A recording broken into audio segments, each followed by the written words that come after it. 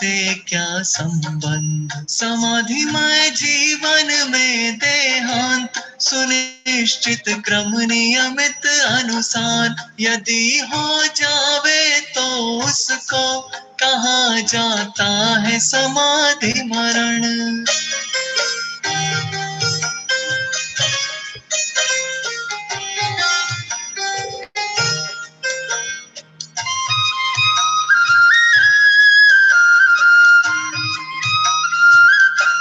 सहज संभावमयी जीवन समाधि का है सम्यक रूप। मोह क्षोभ रहित समभाव सहज ही अद्भुत और अनूप। समाधि धारण करके बंधु अरे जीवन का करे सुधार। मरण तो एक समय का कार्य, मरण का कैसे करे सुधार।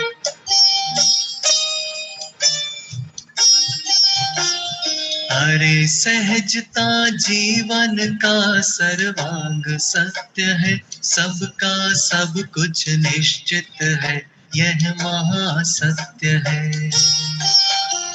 सबका सब कुछ सहज स्वयं से ही होता है, अधिक कहे क्या सब स्वकाल में ही होता है। सभी सहज ही परिणमे अपने क्रम अनुसार,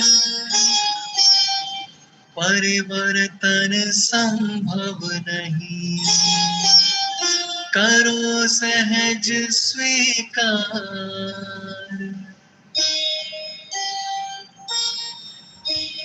करो सहज स्वीकार, चित्त को ना भरमावो, सहज भाव से अपने आत्म में आ जाओ। अपने को तो अपना आत्म परम शरण है, मुक्ति मार्ग में श्रेष्ठ कार्य आत्म अनुभव है।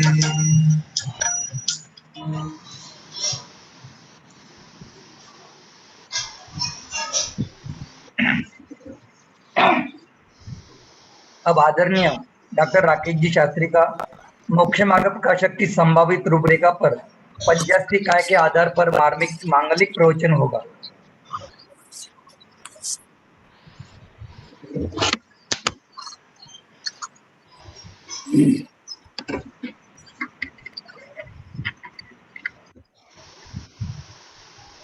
नमो अरहंताणं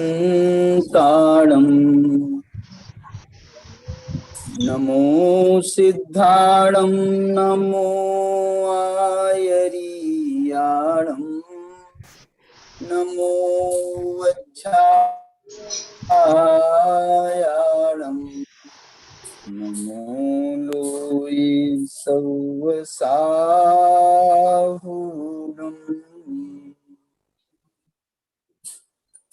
अभिवंदिऊन शिरसा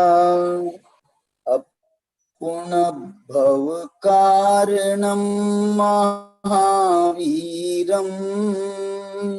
केशिं पयत्थ भंगं मग्गं मुखस्य वोच्छामि। मोक्ष मार्ग प्रकाशक की संभावित रूपरेखा के अंतर्गत हम यहाँ पंचास्ती काय के आधार पर मोक्ष मार्ग की चर्चा कर रहे हैं। और इस मोक्ष मार्ग की चर्चा में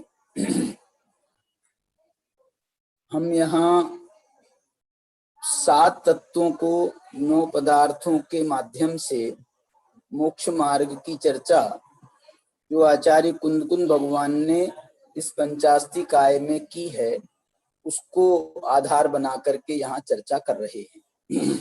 अनेक ग्रंथों को अपन आधार बना चुके हैं और भी कुछ ग्रंथों को आधार बना करके अभी मोक्ष मार्ग की चर्चा, सामान्य मोक्ष मार्ग की चर्चा चल रही है। यहाँ बहुत अच्छी चर्चा 9 पदार्थों को मोक्ष मार्ग के साथ में जोड़ करके आचार्य भगवान कर रहे हैं। एक बात ये बताना चाहता हूं कि ये 9 तत्वों की चर्चा आपको समग्र जिनागम में जितनी मिलती है, तत्वार्थ सूत्र से लेकर हम और ग्रंथों में मोक्ष मार्ग प्रकाशक और छेढ़ाला तक जो हमको मोक्ष मार्ग की चर्चा अथवा सम्यक दर्शन ज्ञान चारित्र की चर्चा और मुख्य रूप से 9 तत्वों की 7 तत्वों की जो चर्चा मिलती है, उसमें ये पंचास्ति काय संग्रह का बहुत बड़ा रोल है। तत्वार्थ सूत्र का जो सूत्र है आश्रव निरोध संवरः, वो आप ये समझ लो कि यहाँ से उठाया गया है। उसके बाद में उन्होंने कहा कि सगुप्ति समिति धर्मानुप्रेक्षा परिचय चारित्रयी, और इस सूत्र के बाद में उन्होंने एक सूत्र और लिखा है कि तपसा निर्जराच। वो जो सूत्र है उस सूत्र का भी आधार ये पंचास्ति काय संग्रह है। इसकी जो 144वीं गाथा अभी अपन आज पढ़ने वाले हैं, इसमें उन्होंने उसकी बात की है, तपसा निर्जराच। देखिए आज हमको कौन से तत्व की चर्चा करनी है? संवर की चर्चा के हमने कर ली है 3 गाथाओं के द्वारा, 41, 141, 142, 143, इन 3 गाथाओं के द्वारा हमने यहाँ संवर की चर्चा की। अब इसके बाद में जो चर्चा आ रही है वो किसका नंबर आएगा, समय सार के हिसाब से किसका नंबर आएगा, और तत्वार सूत्र के हिसाब से कौन से तत्व का नंबर आएगा? तो तत्वार्थ सूत्र के हिसाब से भी निर्जरा का नंबर है, और मजेदार बात यह कि समय सार के हिसाब से भी संवर के बाद निर्जरा का नंबर है। देखना, आचार्य भगवान ने ये बहुत जोरदार काम किया। इन्होंने आश्रव और बंध, ये समय सार के हिसाब से कह रहा हूं मैं, आश्रव और बंध के बीच में इन्होंने संवर और निर्जरा को प्रस्तुत किया है। माने ये आश्रव और बंध की जो जोड़ी थी उसके समझ लिए उसमें जो गैप डाल दिया, उसमें अंतर डाल दिया, और उसके अंदर में संवर निर्जरा को भर दिया। उससे जो है ये आश्रव और बंध जो बड़े निकट थे बहुत, उनमें दूरी पैदा हो गई, और दूरी पैदा हो गई तो उससे जो है वो बंध जो है वो बहुत कमजोर पड़ गया, और बंध जब कमजोर पड़ जाता है तो उसकी मुक्ति में देरी नहीं लगती है, इसलिए बंध के बाद में मोक्ष हो जाता है। क्योंकि ये जो बंध है ये संवर निर्जरा के बाद इस बंध का नंबर आ रहा है, तो संवर निर्जरा करने के बाद में अब बंध बचा कितना? बंध की जो है वो पोटेंशियल, बंध की शक्ति कितनी बची? अब उसके बाद में जब बंध की शक्ति नहीं बचती है तो वो तो उसको तो मरना ही मरना है, और उस बंध के नाश का नाम मोक्ष है। इस प्रकार से जो है ये संवर के बाद में निर्जरा तत्व को तत्वार सूत्रकार कहते हैं जीवा जीवाश्रव बंध संवर निर्जरा मोक्ष। माने उन्होंने भी संवर और निर्जरा को साथ रखा है। संवर निर्जरा की जोड़ी जो है इतनी घनिष्ठ है कि उसको अलग अलग नहीं किया जा सकता, न समय सार को समझ में आया उसको अलग अलग करना, और न तत्वार सूत्र को समझ में आया कि उसको अलग अलग कर सकते हैं। और बल्कि तत्वार्थ सूत्र में जब संवर निर्जरा का व्याख्यान और अध्ययन करना उन्होंने प्रारंभ किया तो ये 9वें अधिकार में वो इसका वर्णन किया उन्होंने, और 9वें अधिकार में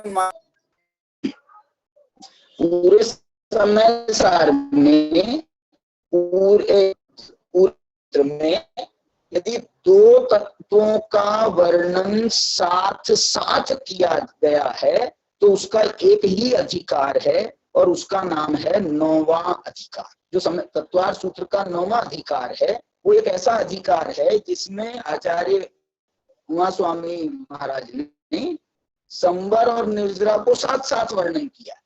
संवर और निर्जरा को एक अलग अलग अधिकार नहीं दिए, जबकि मालूम आश्रव को 2 अधिकार दिए। आश्रव का बंटवारा किया उन्होंने, बंध का तो किया ही, लेकिन आश्रव का भी 2 भाग में बंटवा दिया।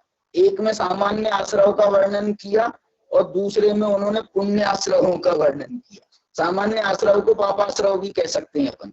तो पुण्य सामान्य आश्रव और ये शुभाश्रव का वर्णन किया 6, 7वें अधिकार में, बंध का वर्णन किया 8वें में, और 9वें में संवर और निर्जरा को साथ साथ वर्णन किया। समय सार में 181 गाथा से 192 गाथा तक संवर अधिकार का वर्णन है। फिर 193 लगातार 193 गाथा से 236 गाथा तक के निर्जरा का वर्ण अधिकार है। तो संवर और निर्जरा की जो जोड़ी है वो बहुत ही अद्भुत है। मैंने अभी आपको जब सूत्र बताए ना, तत्वार्थ सूत्र में भी, तत्वार्थ सूत्र निकालना समझता, तत्वार्थ सूत्र में 9वें अधिकार में उन्होंने जब सूत्र प्रस्तुत किए तो पहला सूत्र उन्होंने लिखा आश्रव निरोध संवर है। फिर उन्होंने कहा कि ये संवर के जो कारण है,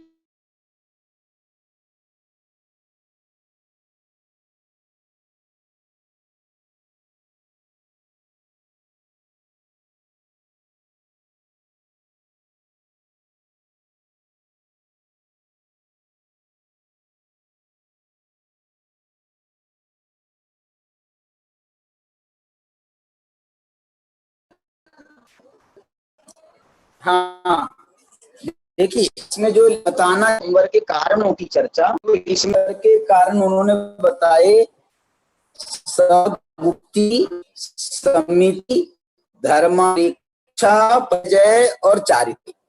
ये बता रहे हैं संवर के। संवर का व्याख्या आश्रव निरोध है संवर है, और फिर बाद में इसके कारण बताए।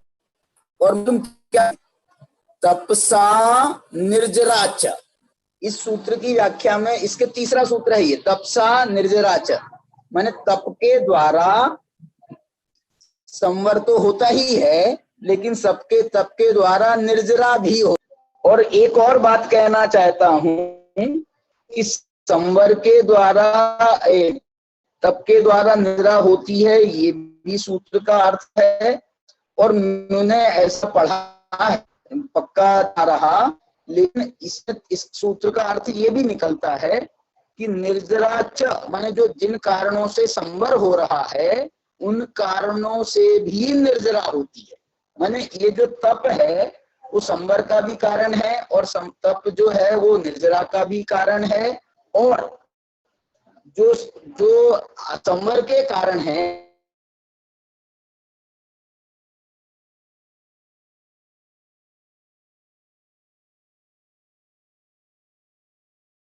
ये च शब्द जो है ये इस बात का प्रतीक बन रहा है। माने हम ये नहीं कह सकते कि जो है ना गुप्ती, समिति, धर्मानुप्रेक्षा, इनसे सिर्फ संवर ही होता है, इनसे निर्जरा नहीं होती है, इनसे भी निर्जरा होती है। और बल्कि बताऊं मैं आपको, धवला आदि ग्रंथों में और तत्वार्थ सूत्र में भी एक सूत्र आता है मेरे से, ये जो 9वां अधिकार है ना, इसका जो है वो आखिरी से दूसरे तीसरे नंबर का सूत्र है, आखिरी से तीसरे नंबर 45 नंबर का सूत्र है। उसमें उन्होंने जो असंख्यात गुणी कर्मों की निर्जरा कही है, असंख्यात गुणी कर्मों की निर्जरा, वो असंख्यात गुणी कर्मों की निर्जरा में उनका सबसे पहला जो असंख्यात गुणी निर्जरा का पहला पाया है, पहला सोपान है, वो है उनका सम्यक दृष्टि। और उसके बाद में दूसरे नंबर का है श्रावक, और फिर तीसरे नंबर का है विरत, विरत माने मुनि। अब आप देखो, माने ये तीनों स्थान, ये सामान्य से विरत होना माने व्रती होना, व्रत होना, ये भी जो है संवर का कारण है। ऐसा नहीं है कि ये संवर और निर्जरा दोनों के कारण है। असंख्यात गुणी कर्मों की निर्जरा की बात कर रहा हूं मैं। सम्यक दृष्टि में सिर्फ ये जो है ना असंख्यात गुणी निर्जरा, ये जो श्रावक के ऊपर, श्रावक माने पंचम गुण स्थानवर्ती श्रावक के ऊपर असंख्यात गुणी कर्मों की निर्जरा निरंतर होती है, निरंतर होती है। निरंतर का मतलब समझ गए आप, कि यदि श्रावक पंचम गुण स्थान वर्ती है तो पंचम गुण स्थान में वो जो है ना उसको सर्व प्रकार की हिंसा का त्याग नहीं है। अकेले संकल्पी हिंसा का उसने त्याग किया है। विरोधी हिंसा, उद्योगी हिंसा, ये और तुम्हारी एक और हिंसा है आरंभी हिंसा। तो इन हिंसाओं के रहते हुए भी उसके जो है निरंतर कर्मों की निर्जरा हो रही है। और कितनी असंख्यात गुणी। क्यों? क्योंकि वो हिंसा भले ही उसके माध्यम से हो रही है, लेकिन उसके चित्त में यही चल रहा है कि ये हिंसा भी मैं क्यों कर रहा हूँ, ये इतनी हिंसा भी मैं क्यों कर रहा हूँ, क्यों मैं अपने आप को कंट्रोल नहीं कर रहा हूँ। उसको अपने वैराग्य का उसको बहुत ध्यान आता है, उसको बहुत विकल्प चलता है कि मेरे को ये नहीं करना चाहिए। संकल्पी हिंसा तो मैं करूंगा ही नहीं, कि मर जाऊं तो मर जाऊं, लेकिन मैं विरोधी हिंसा, आरंभी हिंसा, उद्योगी हिंसा, ये भी मैं क्यों, ऐसा उसके अंदर में वो ज्वार चलता रहता है। और उसने उसके लिए भी वो जो 3 प्रकार के जो क्या बोलते हैं उसको, उसने व्रत लिया है ना, 5 व्रतों का अनुव्रत अंगीकार किया है, तो उसका एक देश पालन करता है 5 व्रतों का। तो उसने जो है ना स्थूल हिंसा का छोड़ दिया है, स्थूल झूठ छोड़ दिया है, स्थूल चोरी छोड़ दी है, स्थूल ब्रह्म का त्याग किया है, स्थूल परिग्रह का उसने परिमाण कर दिया है। तो ऐसे जो है वो बहुत जो है उसके भाव बड़े उत्कृष्ट होते हैं। और एक बात बताना चाहता हूं कि यद्यपि सम्यक दृष्टि को कर्मों की निर्जरा, असंख्यात गुणी कर्मों की निर्जरा निरंतर नहीं होती है, लेकिन फिर भी उन्होंने यहाँ सम्यक दृष्टि को असंख्यात गुणी कर्मों की निर्जरा में स्थान दिया। सम्यक दृष्टि और उसके बाद में श्रावक लिया। इसका मतलब है कि वो जो पंचम गुण स्थानवर्ती श्रावक है, तो उसके पहले वो चतुर्थ गुण स्थानवर्ती सम्यक दृष्टि की बात कर रहे हैं। सम्यक दृष्टि को भी असंख्यात गुणी कर्मों की निर्जरा होती है, लेकिन इसमें जो शास्त्रों, यहाँ तो नहीं लिखा है, यहाँ तो सीधा लिखा है कि होती है। मैं तो ये कह रहा हूँ यहाँ तो सीधा लिखा है कि होती है। सम्यक दृष्टि, श्रावक, वृत्ता, अनंत, वियोजक, छपकोप, समक वगैरह वगैरह जो भी है, वो सारे जो उनने 13 स्थान बताए हैं, इसके 13 बताए, 11 स्थान बताए असंख्यात गुणी कर्मों की निर्जरा में। फिर टीकाकारों ने कहो या और दूसरे अन्य ग्रंथों में, धवला आदि ग्रंथों में ये लिखा है कि सम्यक दृष्टि को असंख्यात गुणी कर्मों की निर्जरा नहीं होती। उसको असंख्यात गुणी कर्मों की निर्जरा नहीं होती है। वो ये उसका कारण उन्होंने ये दिया है। देखो मैं 1 मिनट और, मैं आपको एक और स्थल बताना है मुझे, उसको लिए मैं जो है ना वो आपको ग्रंथ निकाल के अष्टपाहुड़ में, चारित्र पाहुड़ में उन्होंने ये स्पष्ट शब्दों में, आचार्य कुंद भगवान कह रहे हैं कि जो सम्यक दृष्टि है उसको सम्यक्त्वाचरण चारित्र होता है, और उस सम्यक्त्वाचरण चारित्र के कारण उसके संख्यज गुणम, संख्यात गुणी कर्मों की निर्जरा उसको होती है। सम्यक दृष्टि को भी असंख्यात गुणी कर्मों की निर्जरा ना हो कदाचित, तो उसको संख्यात गुणी कर्मों की निर्जरा, संख्यात गुणी होगी या असंख्यात गुणी होगी, इन दोनों में से एक होगी। माने आप ये कह सकते हैं कि उसको संख्यात गुणी या असंख्यात गुणी कर्मों की निर्जरा, दोनों में से कोई ना कोई निर्जरा उसको होगी, जरूर होगी। बिना उसके वो रह नहीं सकता है। सम्यक दृष्टि निर्जरा के बिना रह नहीं सकता है। ऐसा नहीं हो सकता कि उसको कुछ भी ना हो। ऐसा होगा तो उसका सम्यक्त्व गिर जाएगा। सम्यक्त्व में वृद्धि होती रहना चाहिए, भले ही वो थोड़ी वृद्धि हो या ज्यादा वृद्धि हो। विशुद्धि, सम्यक्त्व के साथ में जो विशुद्धि उसकी चल रही है, या तो उसकी बराबर एक जैसी भी नहीं रहती है, मैं ये कहना चाह रहा हूँ, क्योंकि उसमें फ्लक्चुएशन होता ही होता है। और उसका यदि वृद्धि को फ्लक्चुएशन नहीं होगा तो गिरने का नंबर आ जाएगा, और गिरने का नंबर आ जाएगा तो वो तो उसको मिथ्यात्व में पहुंचा देगा। इसलिए जो है वो बात नहीं है, संख्यात गुणी या असंख्यात गुणी कर्मों की निर्जरा उसको होती है। ये चारित्र पाहुड़ में 20 नंबर की गाथा है, चारित्र पाहुड़ में 20 नंबर की गाथा है। और वो गाथा ये कह रही है कि सम्यक्त्वम अनुचरंता, जो सम्यक्त्वाचरण का पालन करते हैं, माने सम्यक दृष्टि, जो सम्यक्त्वम अनुचरंता करेंति दुख क्षयम धीरा, वो दुखों का क्षय करते हैं। कैसे कैसे? तो कह रहे हैं संसारी मेरु मत्ताणम, क्योंकि जिनके संसार मेरु के बराबर संसार है, मेरु के बराबर जिनका संसार है, उस संसार को घटाना है, उनको कम करना है। तो कम कैसे करेंगे? तो पहला शब्द है इस गाथा का, संखिज्य संखिज्य गुणं च संसारी मेरु मत्ताणम सम्मत मनुचरंता करेंति दुख क्षयम धीरा। सम्मत्व का आचरण करते हुए धीर पुरुष संख्यात गुणी तथा असंख्यात गुणी, देखो इसमें तो तथा शब्द लिख रहे हैं अथवा नहीं लिख रहे, तथा शब्द लिख रहे हैं, क्योंकि मूल गाथा में भी च शब्द है। ये च शब्द का अर्थ अथवा नहीं होता है, च शब्द का अर्थ और होता है। मैंने संख्यात गुणी और असंख्यात गुणी कर्मों की निर्जरा करते हैं, कर्मों के उदय से हुए संसार के दुख का नाश करते हैं। कर्म कैसे हैं?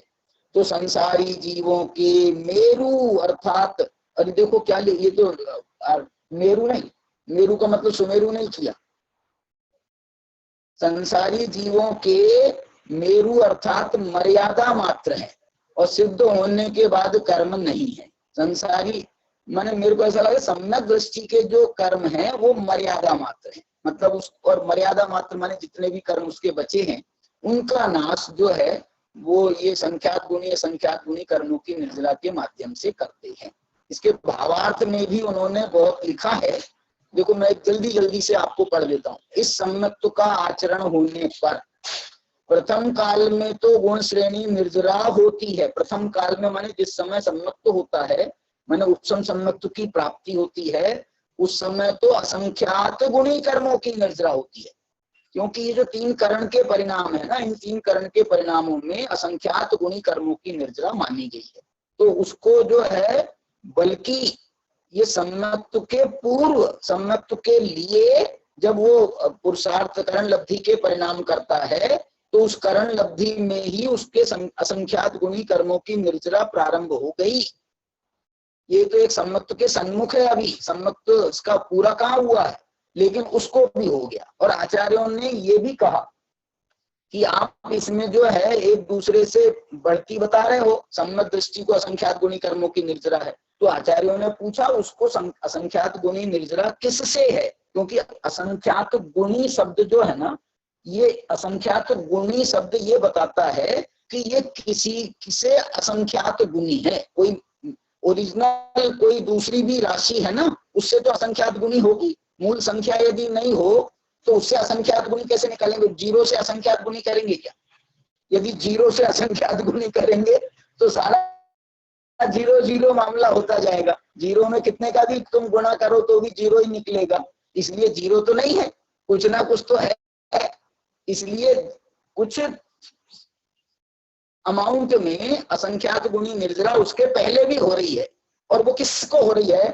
तो बोले ये सम्यक के सन्मुख मिथ्या दृष्टि, जो करण लब्धि वाला जीव है उसके अंतर्मूर्त पहले ही है, बहुत समय पहले नहीं है, बिल्कुल उसके तुरंत पहले जो है वो जो 3 करण करता है, तो वहां पर उसको असंख्यात गुणी कर्मों की निर्जरा होती है। उससे असंख्यात गुणी कर्मों की निर्जरा जब वो सम्यक्त्व प्राप्त कर लेता है, तो उस सम्यक्त्व के काल में उसको उससे असंख्यात गुणी कर्मों की निर्जरा होती है। तो ये तो हो गया सामान्य बात। प्रथम काल में तो गुण श्रेणी निर्जरा होती है, वह असंख्यात के गुणाकार रूप है। देखो, और एक बात दूसरी ये भी है कि उसके पहले जो होगा ना वो भी असंख्यात होना चाहिए। असंख्यात से ही असंख्यात का गुणा करा जा रहा है, उसके पहले जो है वो कोई संख्यात वाली राशि से काम नहीं चलेगा, उसके पहले भी असंख्यात चाहिए, तो करण लब्धि में असंख्यात होता है। असंख्यात गुणाकार रूप है। पीछे जब तक संयम का आचरण नहीं होता है तब तक गुण श्रेणी निर्जरा नहीं होती। ये बात ये जयचंद जी छाबड़ा साहब अपने भावार्थ में लिख रहे हैं। उसके बाद में गुण श्रेणी निर्जरा तो नहीं होती है, लेकिन वहां संख्यात के गुणाकार रूप होती है। देखो, माने निर्जरा नहीं होती है। कई लोग इसको ऐसा कह देते हैं कि भैया वो सम्यक दृष्टि को सदाकाल निर्जरा नहीं होती, सम्यक दृष्टि को सदाकाल निर्जरा नहीं होती। ये मत कहो भाई साहब। आपको कहना है तो ये तो कह सकते हो कि असंख्यात गुणी कर्मों की निर्जरा सदाकाल नहीं होती, लेकिन उसको निर्जरा ही नहीं होती। निर्जरा दो प्रकार की है, एक संख्यात गुणी और एक असंख्यात गुणी। तो ये जो निर्जरा है इसको ये संख्यात गुणी की श्रेणी में मान लो आप, लेकिन है क्यों? कारण, उसका कारण मैं बताता हूँ। क्योंकि सम्यक दृष्टि को भी निरंतर, जैसे मैंने अभी पंचम गुणस्थान वर्ती को आपको कहा, वैसे ही सम्यक दृष्टि को भी निरंतर ज्ञान वैराग्य की शक्ति निरंतर चलती रहती है। सम्यक दृष्टिर भवति नियतम ज्ञान वैराग्य शक्ति। सम्यक दृष्टि को नियतम, नियतम लिखा ना, नियत माने निरंतर ज्ञान वैराग्य की शक्ति चल रही है। तो वो जो ज्ञान वैराग्य की शक्ति है वो निर्जरा का हेतु बनती है, वो निर्जरा का हेतु बनती है। पंचम गुणस्थान में तो और उत्कृष्टता से, जो माने एक देश चारित्र हो गया, दो कसाय चौकड़ी का अभाव हो गया, तो उसको तो निरंतर चलती ही चलती है। लेकिन इसको भी ज्ञान वैराग्य की शक्ति के द्वारा ना सही असंख्यात गुणी, लेकिन संख्यात गुणी निर्जरा तो इसको हो रही है। और देखो वहां संख्यात के गुणाकार रूप होती है, इसलिए संख्यात गुण और असंख्यात गुण इस प्रकार दोनों वचन कहे। क्या कोई प्रॉब्लम हो रहा है क्या सुदर्शन जी? सभी बालक वीडियो ऑन कर, अच्छा सॉरी अच्छा, तो देखिए, तो यहाँ पर ये कह रहा हूं मैं कि संख्यात गुण और असंख्यात गुण इस प्रकार दोनों वचन कहे। कर्म तो संसार अवस्था है, जब तक है उसमें दुख का कारण मोह कर्म है, उसमें मिथ्यात्व कर्म प्रधान है। देखो सब कर्मों में प्रधान मोहिनी कर्म, मोहिनी कर्म के भी दो भेद है, दर्शन मोहिनी और चारित्र मोहिनी। तो उस मोहिनी कर्म में भी प्रधान जो है वो दर्शन मोहिनी है, मोह कर्म है, उसमें मिथ्यात्व कर्म प्रधान है। मिथ्यात्व माने दर्शन मोहिनी। सम्यक्त के होने पर मिथ्यात्व का तो अभाव ही हुआ और चारित्र मोह दुख का कारण है। सो यह भी जब तक है तब तक उसकी निर्जरा करता है। देखो चारित्र मोहिनी उसको है, ऐसा नहीं समझना कि सम्यक दृष्टि जो है, अब वो चारित्र मोह, वो लिखा है ना, चरित्र मोह बस लेस न संयम पैसुरनाथ जगे हैं। चारित्र मोहिनी के कारण से उसको लेस भी संयम नहीं है। अरे ये तुम नेगेटिव से सोच रहे हो कि उसको लेस भी संयम नहीं है, लेकिन पॉजिटिव से सोचे तो सम्यक दृष्टेर भवति नियतम ज्ञान वैराग्य शक्ति, उसको ज्ञान और वैराग्य की शक्ति है। माने वो अपनी शक्ति को कलेक्ट कर रहा है वो शक्ति को कलेक्ट कर रहा है, काहे के लिए? सम्यक दृष्टि, ताकि वो व्रतों में प्रवेश कर सके, वो महाव्रतों में प्रवेश कर सके। वो अपनी ज्ञान और वैराग्य की शक्ति को कलेक्ट कर रहा है, माने उसको इकट्ठा कर रहा है, ताकि जो है जब मौका आ जाए तो मैं इसको पूरी अपनी शक्ति को झोंक दूं और व्रत के मार्ग पर, महाव्रत के मार्ग पर आगे बढ़ सकूं। देखो जब तक है तब तक उसकी निर्जरा करता है, इस प्रकार अनुक्रम से दुख का क्षय करता है।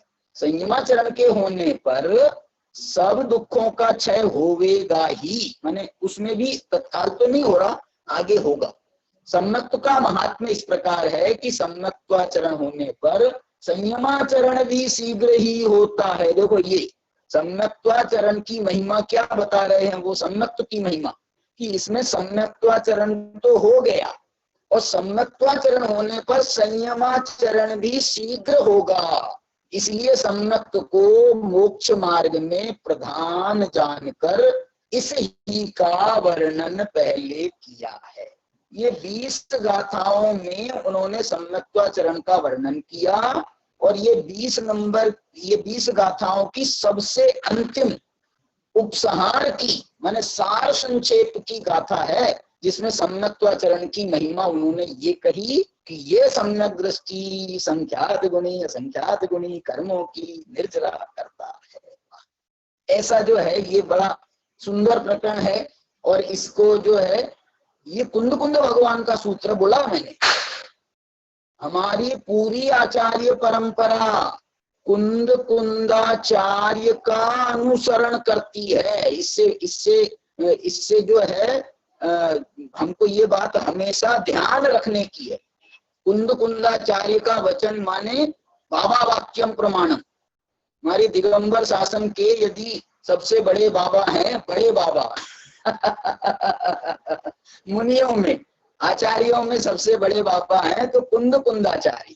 उनके ऊपर दो ही हैं, या तो गौतम स्वामी है और या उसके उनके ऊपर महावीर स्वामी। मंगलम भगवान वीरो मंगलम गौतमो बनी मंगलम कुंद कुंदार्य।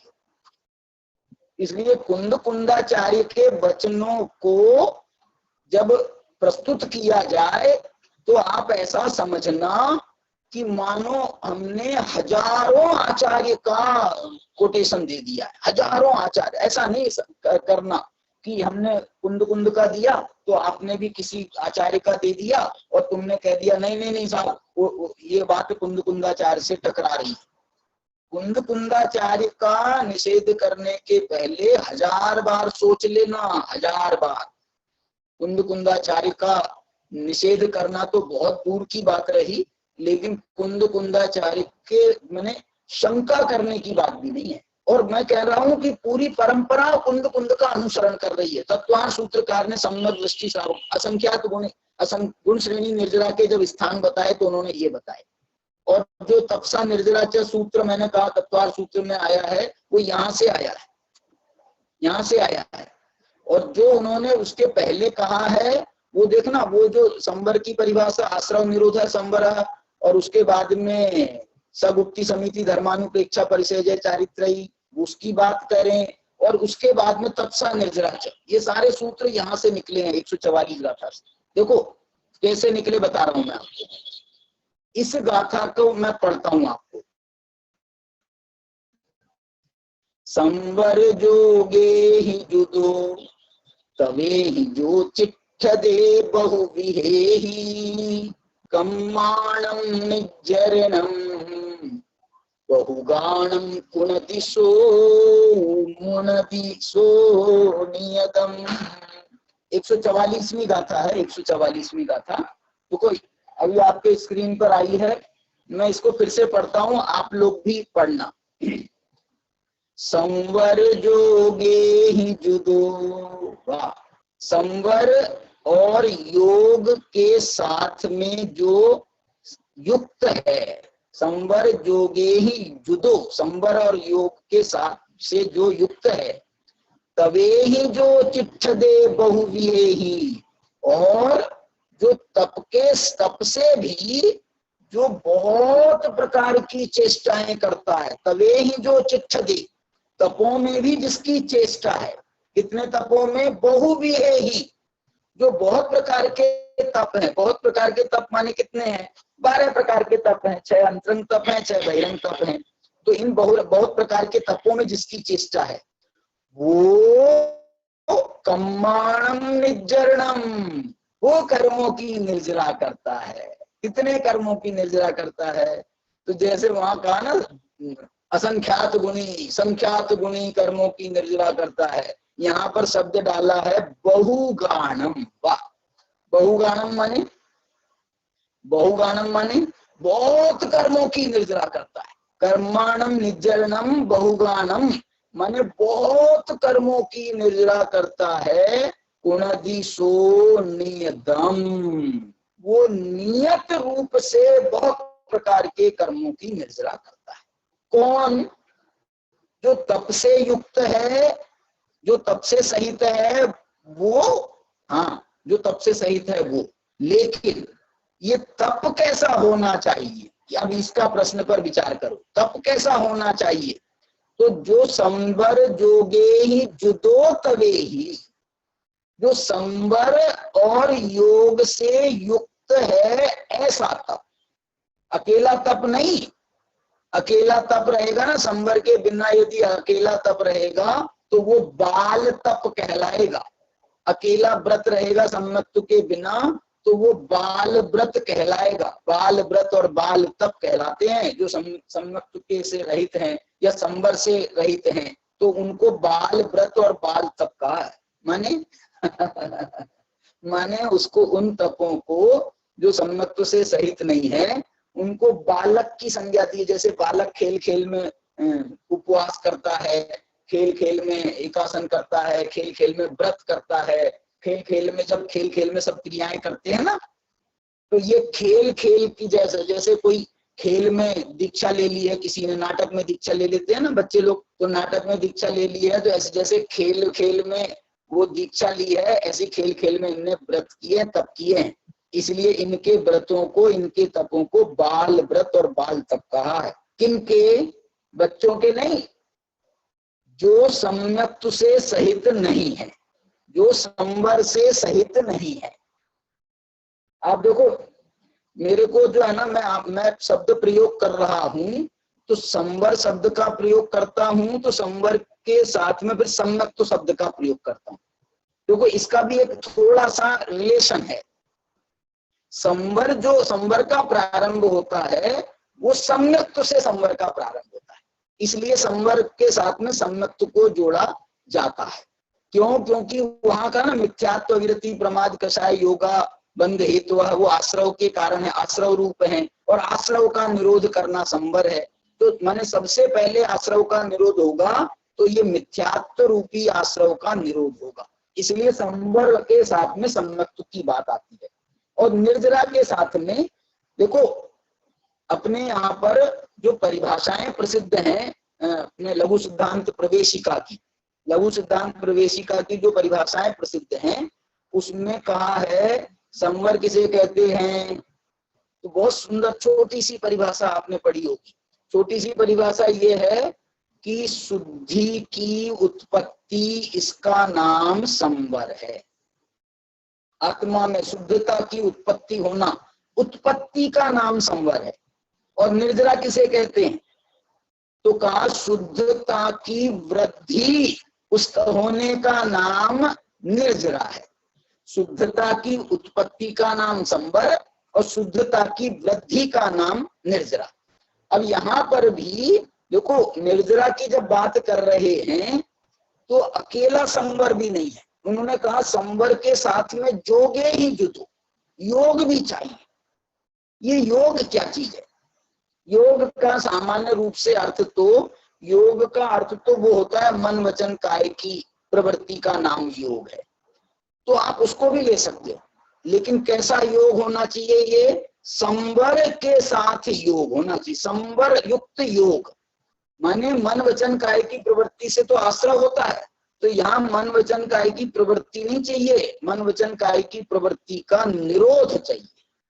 यहाँ पर योग शब्द का अर्थ जो है मन वचन काय की प्रवृत्ति का निरोध, उस पूर्वक जो संवर है उससे सहित जो तप है उससे जो है बहुत प्रकार के कर्मों की निर्जरा होती है, जो तप भी बहुत प्रकार का कहा गया है। देखो एक बात विचारने की ये है, संवर और निर्जरा में क्या फर्क है? संवर और निर्जरा में क्या फर्क है? संवर और निर्जरा का जो फर्क कहा गया है, तो जो व्रतों के परिणाम हैं या सम्यक्त सहित व्रतों के परिणाम कहें अथवा सम्यक्त का भी परिणाम कह सकते हैं, उसको तो संवर कहा गया है। सम्यक्त और व्रतों के परिणाम को तो संवर कहा गया है। और निर्जरा जो है वो तप के परिणाम को निर्जरा कहा है। मैं इसमें फर्क क्या, ये व्यवहार की बात कह रहा हूं मैं, उदाहरण के लिए इसमें क्या है कि व्रत और तप में क्या अंतर है ये समझ में आ जाए आपको, तो संवर और निर्जरा का अंतर आपको समझ में आ जाएगा। निर्जरा जो है वो एक जैसी नहीं चलती है, निर्जरा में थोड़ा हीनाधिकता होती है। असंख्यात गुणी कर्मों की निर्जरा भी होगी ना, तो हीनाधिकता माने उस असंख्यात गुणी होगी तो कभी कोई थोड़ा सा एक आध दो चार गुणी कम हो जाएगी। संख्यात गुणी माने संख्यात गुणी पे तो नहीं आएगी, असंख्यात गुणी में ही उसमें जो है ना लघु मध्यम और उत्कृष्ट के जो भेद करेंगे, जघन्य उत्कृष्ट मध्यम के असंख्यात के भेद करेंगे, तो वो असंख्यात में ही झूलता है। तो ये बताना मैं चाह रहा हूं कि ये निर्जरा जो है, यदि व्रत और तप का अंतर समझ में आ जाए तो आपको संवर और निर्जरा का अंतर समझ में आएगा। क्या है अंतर? व्रत में और तप में ये अंतर है कि व्रतों को तो माना गया है मूल गुण और तपों को माना गया है उत्तर गुण। क्या बोला? व्रत जो है वो तो है मूल गुण के स्थान पर, जैसे 5 अनुव्रत हैं या 5 महाव्रत हैं, तो ये तो जो है ये मूल गुण है। 28 मूल गुणों में ये मूल गुण है। 28 मूल गुणों में इनका नाम आता है 5 व्रतों का, 5 महाव्रतों का। और यहाँ पर 12 प्रकार के अनुव्रतों में भी 5 अनुव्रतों का नाम, 5 प्रकार 12 प्रकार के व्रतों में 5 अनुव्रतों का नाम आता है। ये कंपलसरी है, व्रत कंपलसरी का नाम है। लेकिन जो तप है ये कंपलसरी नहीं है। तप जो है ना, अपनी चीजें शक्ति प्रमाण, शक्ति बिना श्रद्धा धरे, ज्ञानत श्रद्धावान अजर अमर काय में आता है, तप में आता है। तप के लिए जो है ना, ये तप जो है वो शक्ति के प्रमाण किया जाता है। जैसे मुनिराज भी हैं तो रोज अनशन करते हैं क्या? अनशन तप है। तो रोज अनशन करते हैं क्या? तो रोज अनशन नहीं करते, कभी कभी अनशन करते हैं। इसी प्रकार से अनशन है, फिर दूसरा अवमोदर्य है, वृत्ति परिसंख्यान है, रस परित्याग है, विविक्त शय्यासन है, कायिक क्लेश है। ये सब जो बाह्य तप भी है ना, ये रेगुलर क्रियाएं नहीं है, ये जो है ना कंपलसरी नहीं है, ये ऑप्शनल है। जब जब उनका मन होगा तो वो अनशन करेंगे, उनका मन होगा तो अवमोदर्य करेंगे, उनका मन इच्छा के साथ में इच्छा निरोधस तप, अपनी इच्छाओं को कंट्रोल करने के लिए तप किया जाता है। तो इसलिए जो है ना, ये तप जो है ये ऑप्शनल माने गए, और इसी प्रकार से उत्तर गुण भी ऑप्शनल माने जाते हैं। इसलिए जितनी आप इसमें वो विशेष प्रवृत्ति करते हैं तो इससे शुद्धि की वृद्धि होती है। सामान्य शुद्धि वो संवर कहलाती है, और उसमें शुद्धि की वृद्धि होना ये जो है ये निर्जरा कहलाती है। और ये निर्जरा कब बनती है? विशेष रूप से यहाँ पर इन्होंने तप का उसमें उल्लेख किया है, और विशेष रूप से उल्लेख यहाँ पर भी तप का उल्लेख किया है। वहां भी उन्होंने कहा तपसा निर्जरा च। देखो संवर के कारणों में तो उन्होंने 5 कारण गिनाए, 6 कारण गिनाए, सगुप्ति, समिति, धर्म, अनुप्रेक्षा, परिसेजय, चारित्र, ये 6 कारण गिनाए। और निर्जरा के कारणों में उन्होंने कहा इन सबके साथ में विशेष रूप से तप, बस एक तप को डाला है।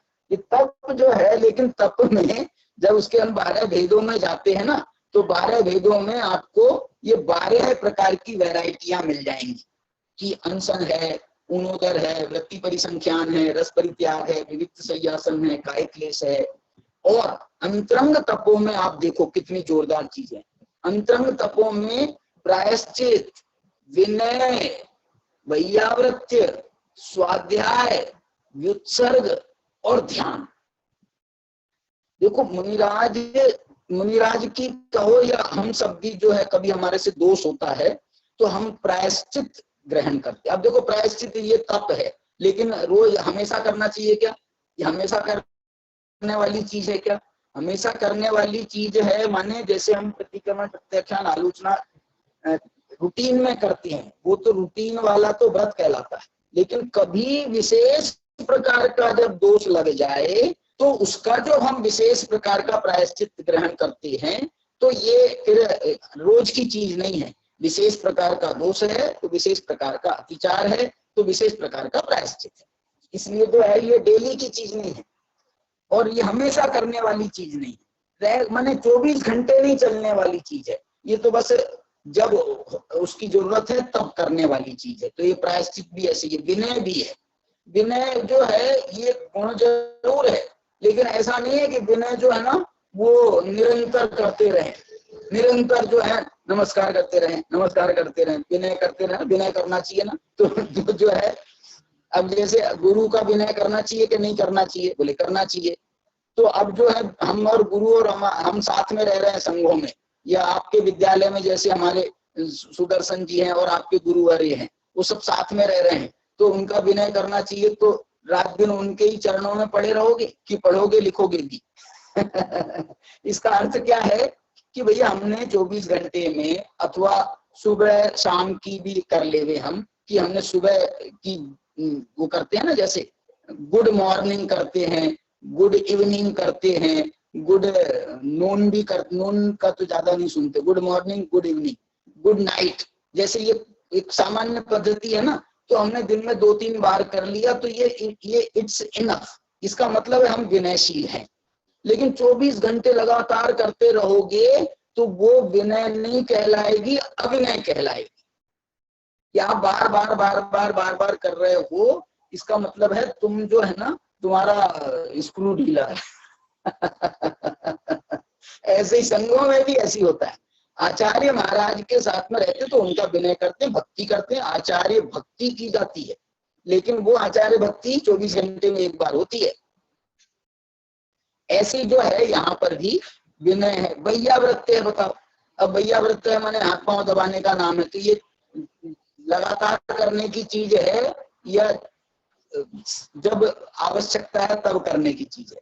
मेरे पांव दुख नहीं रहे हैं, मुझे कोई तकलीफ हो नहीं रही है, और तुम मेरे पांव दबाओ तो मेरे को क्या लगेगा? मैंने तुम्हारे पांव दबाने से लोगों को आनंद होता है, लेकिन मुझे तुम्हारे पांव दबाने से कष्ट हो जाएगा। क्यों? क्योंकि मेरे को कष्ट तो है नहीं और तुम जबरदस्ती दबा रहे हो, तो दबा करके दुखा रहे हो। तो ये वैयावृत्ति की जरूरत नहीं है। इसी प्रकार से स्वाध्याय, ये अंतरंग तप है, बता रहा हूं मैं, ये अंतरंग तप है। प्रायश्चित भाव, अंतरंग तप है माने भाव प्रधान है, और ये जो बाहर के बाह्यरंग तप है ये बाह्य क्रिया प्रधान है। ये अनशन है माने भोजन ग्रहण नहीं करना, अवमोदय है माने भूख से कम खाना, वृत्ति परिसंख्यान है माने कोई नियम लेकर के भोजन करना, रस परित्याग है माने ये बाहर से संबंधित है, और ये भावों से संबंधित है। स्वाध्याय करना, देखो 10 नंबर का तप है स्वाध्याय। स्वाध्याय इसलिए मालूम है, स्वाध्याय परमम तप है, जो ये सूत्र बना है ना, वो इस कारण से बना है कि ये तपों में 10 नंबर पर जिसका स्थान है, 10वें नंबर पर, 10वें नंबर पर माने उत्कृष्टता के क्रम में 10वें नंबर पर जिसका स्थान है उसका नाम है स्वाध्याय। इसके स्वाध्याय से बड़े सिर्फ 2 तप हैं, एक व्युत्सर्ग और दूसरा ध्यान। व्युत्सर्ग कहते हैं कायोत्सर्ग, माने स्वाध्याय तो अपना है, हो गया है, अब हम अपना ध्यान करने के लिए खड़े हो गए, तो ध्यान करने के लिए खड़े हैं तो ये तो कायोत्सर्ग है। अब ध्यान करने के लिए खड़े होना ये कायोत्सर्ग है, और ध्यान करना ये उसके बाद का तप है। तो ध्यान जो है वो अंतरंग है, और ये कायोत्सर्ग उसकी बहिरंग एक अवस्था का नाम कायोत्सर्ग है। इस प्रकार से ये 12 तपों के माध्यम से हम ये निर्जरा की व्याख्या चल रही है। निर्जरा का मतलब है शुद्धि की वृद्धि। और एक बात बताऊं, ये जो जोग शब्द आया था ना, संवर जोगे ही, टीकाकारों ने, अमृत चंद्राचार्य ने योग शब्द का क्या अर्थ लिखा है मालूम? मन वचन काय का योग नहीं लिखा, योग की व्याख्या करते हुए लिखा उन्होंने शुद्धोपयोगो योग। आपके पास में जो सामने स्क्रीन दिख रहा है, देखो संवर क्या लिख रहे हैं, शुभाशुभ परिणाम निरोध संवर। शुभाशुभ परिणामों को रोकना संवर है, और शुद्धोपयोग ये योग है। क्या मतलब हुआ मालूम आपको? शुभाशुभ परिणामों को रोकना ये नास्ति से। अब तुमने शुभाशुभ परिणामों को तो रोक लिया, लेकिन शुद्ध परिणाम नहीं किए, तो क्या होगा? फिर ये होगा कि शुभाशुभ परिणाम तो होंगे नहीं, शुद्धोपयोग हुआ नहीं, तो कहाँ बीच में लटके रहोगे? इसलिए जो है शुभाशुभ परिणाम को रोकना ये नास्ति से, और शुद्धोपयोग रूप परिणमन करना ये अस्ति से। शुद्धोपयोग को योग का, क्यों? क्योंकि ये योग, देखो योग शब्द मूल में है, और उस योग शब्द के साथ में जब उप प्रत्यय लगा, उप उपसर्ग लगा, तो ये उपयोग हो गया, और उसमें और शुद्ध नाम का और उपसर्ग लगा तो ये शुद्धोपयोग हो गया। तो ये शुद्धोपयोग भी एक प्रकार का योग है। शुद्धो ध्यान है ना, ध्यान, योग का पर्यायवाची शब्द ध्यान मिलता है। योग अकेला मन वचन काय को योग नहीं समझना, मन वचन काय के योग को ही योग नहीं समझना, मन वचन काय के निरोध को भी योग समझना, और उसका निरोध करके अपने शुद्धात्मा में लीन होना, इसका नाम भी ध्यान है, इसका नाम भी योग है। मतलब योग का पर्यायवाची आप खोजोगे ना तो ये ध्यान आदि ये इसके पर्यायवाची है। इसलिए ये योग निर्जरा आप करने जा रहे हो ना, निर्जरा, तो शुद्धोप योग और उसकी वृद्धि, शुद्धता की वृद्धि का नाम योग है, शुद्धता की वृद्धि का नाम निर्जरा है। तो इसलिए संवर और योग ये तो अभी प्राइमरी बातें हुई, और इसके साथ में यदि तपों का आचरण है, तवे ही जो चिच्छदे बहुवेही बहुवेही, जो बहुत प्रकार के तपों में जो चेष्टा है, इसका मतलब है वो शुद्धोपयोग की भी जो उग्रता है, अपने शुद्धात्मा में लीन हुए हैं साधु, और ऐसे वैसे लीन नहीं हुए हैं, ऐसे वैसे लीन नहीं हुए हैं, बहुत उग्रता के साथ में। अरे ये जब तपस्चरण आदि करते हैं मुनिराज, तो उनके तपस्चरण करने में तो इतना उसमें उग्रता आ जाती है, शुद्धोपयोग करते समय या ध्यान आदि की क्रियाएं करते समय, कायोत्सर्ग आदि करते समय इतना उग्रता आती है कि कैसा ही उपसर्ग हो जाए उनको पता नहीं चलता है, पता नहीं चलता है, माने पता चल भी जाए समझ लो, तो वो उससे डिगते नहीं है, वो अपनी आत्मा में लीन रहते हैं। एक बात और बताने का मन है मुझे, ये आत्मा में ऐसे लीन क्यों रहते हैं? इतना आत्मा में लीन कोई कैसे रह सकता है? देखो इसका मैं जवाब देना चाहता हूँ, बच्चे लोग भी सुन रहे हैं, कि आत्मा में इतनी मिठास है, आत्मा में इतना माल है, आत्मा में इतनी आत्मीयता है, आत्मा में ऐसी जो चीज है, अनंत गुण है। मैं बताओ आपको, आप अपने घर में क्यों जाते हो? आप अपने घर में क्यों जाते हो? बाहर ही डोलते रहो, सड़कों पे डोलते रहो, घर में क्यों जाते हो? अरे घर में इसलिए जाते हैं कि वहां हमको आराम मिलता है। घर में हम इसलिए जाते हैं कि वहां पर मम्मी है, पापा है, तो कुछ ना कुछ खाने को मिल जाएगा, पीने को मिल जाएगा, सुख सुविधा मिल जाएगी, आराम करना तो आराम करने मिल जाएगा। आत्मा जो है ना, ये भी हमारा घर है। इसलिए जैसे हम अपने घर में आते हैं कहीं से भी बाहर से घूम घाम करके, ऐसे ही हमको अपनी आत्मा को अपना घर मान करके जब बाहर से अंदर घर में आने का मन करे, तो एक तो बाहर वाले घर में जाना और एक अंदर वाले घर में भी जाना। ये आत्मा हमारा घर है, और इस घर में हमको इतना सुख है। देखो इतनी अनंत शक्तियां हैं, इतने पावर हैं घर में। माने जैसे घर में हमको जो है ना सब सुख सुविधाएं हैं पहले से, और दूसरा हमारे घर में ऐसा भी है कि हमने एक नौकर चाकर लगे हुए हैं, तो ऐसा ऑर्डर दिया, ये ला दो भैया, ये ला दो, ये कर दो, ऐसा कर दो, ऐसा कर दो, ये दे दो। तो ये जैसे वहां पर सारे नौकर चाकर लगे रहते हैं, ऐसे ही हमारी आत्मा में हमारे आत्मा की सेवा करने वाले अनंत गुण हैं, अनंत अनंत अनंत गुण हैं, और जो आत्मा की सेवा करते रहते हैं, तो आत्मा की सेवा में लगे हैं, और हम आत्मा में प्रवेश कर जाएंगे तो वो हमारी सेवा में भी हाजिर हो जाएंगे सारे के सारे।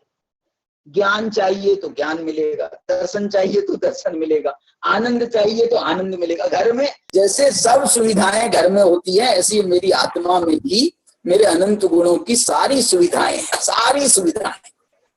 आपको जैसे आप जिम में जाते हो ना, जिम में ताकत इकट्ठा करने के लिए, थोड़ा सा वेट लॉस करने के लिए जाते हो, या वेट गेन करने जाते हो, जिम जाते हो जो ताकत के लिए, ऐसी आत्मा में भी एक वीर्य नाम की शक्ति है।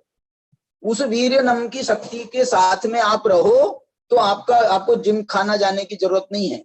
आत्मा की शक्ति के साथ में आपका जो है ना आत्मिक शक्ति की वृद्धि होती है। तो ये जो है ऐसा आत्मा, ये शुद्धोपयोग ये आत्मा में क्यों रहता है, और आत्मा में इतना स्थिर क्यों हो गया? मुनि महाराज उससे क्यों नहीं चिढ़ते हैं?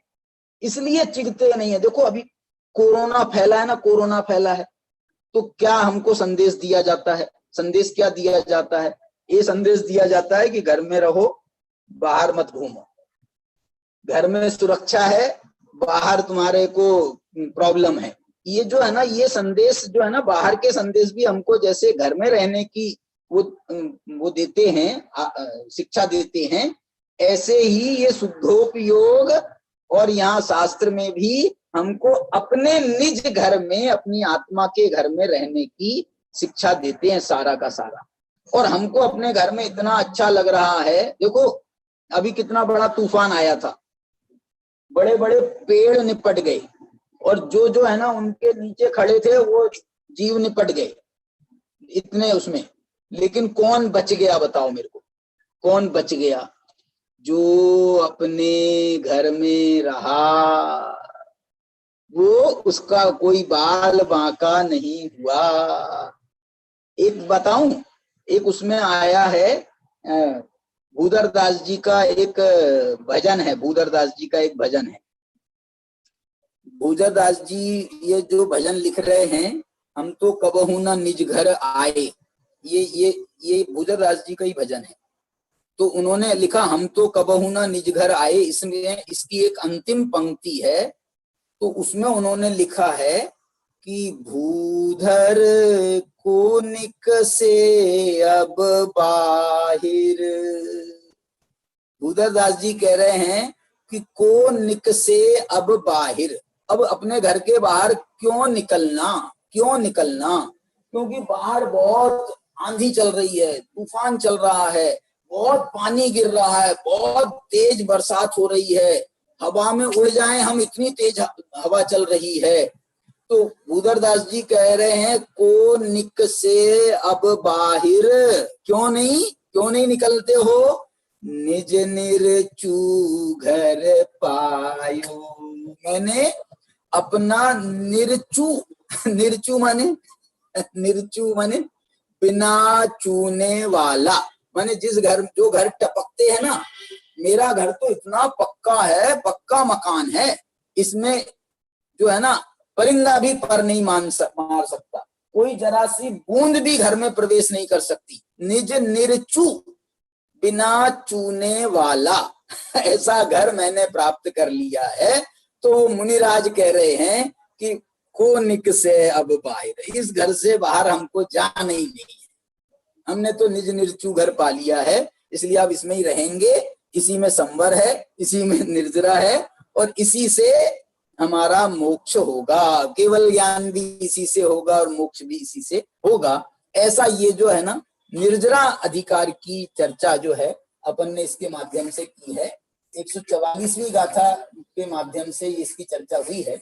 अभी 145 और 146 तीन गाथाओं में ये निर्जरा की चर्चा यहाँ पर वो करेंगे। ये जो निर्जरा की चर्चा थी, ये सामान्य निर्जरा पदार्थ का व्याख्यान था, ये निर्जरा के स्वरूप का व्याख्यान था, स्वरूप आख्यानम, निर्जरा के स्वरूप का आख्यान था।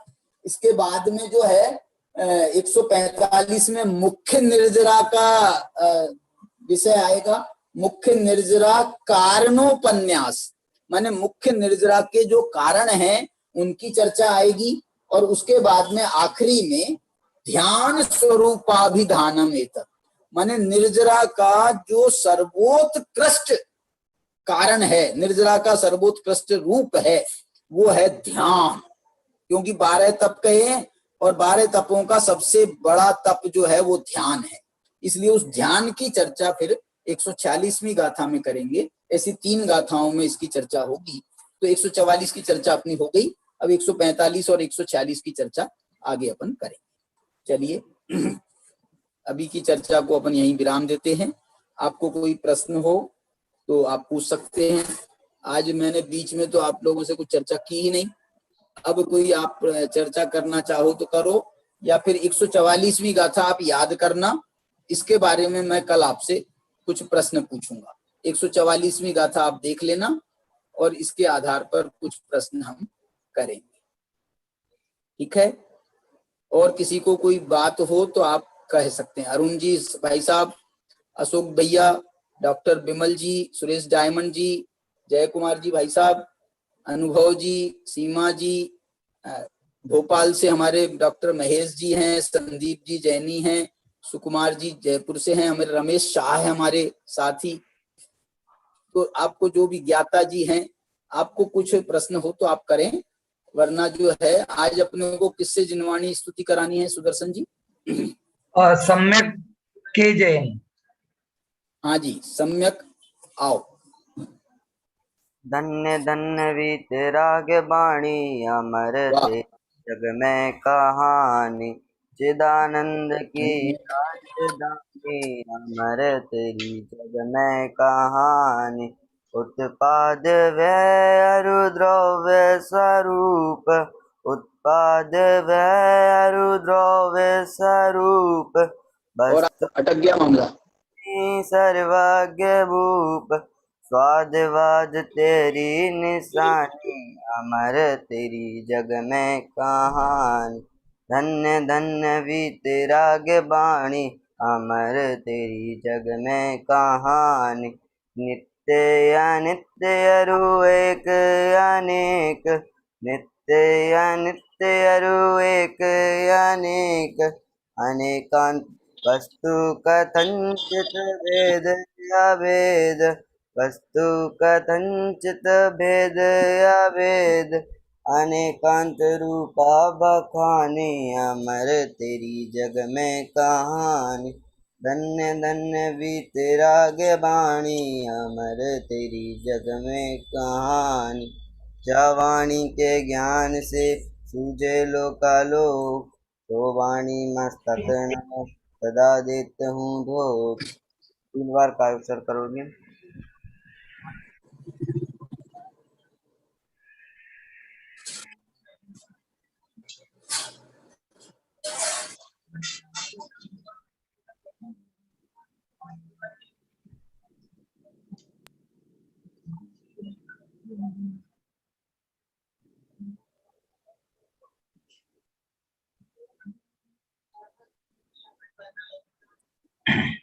जय बोलो द्वादशांग रूपी जिनवानी माता की जय।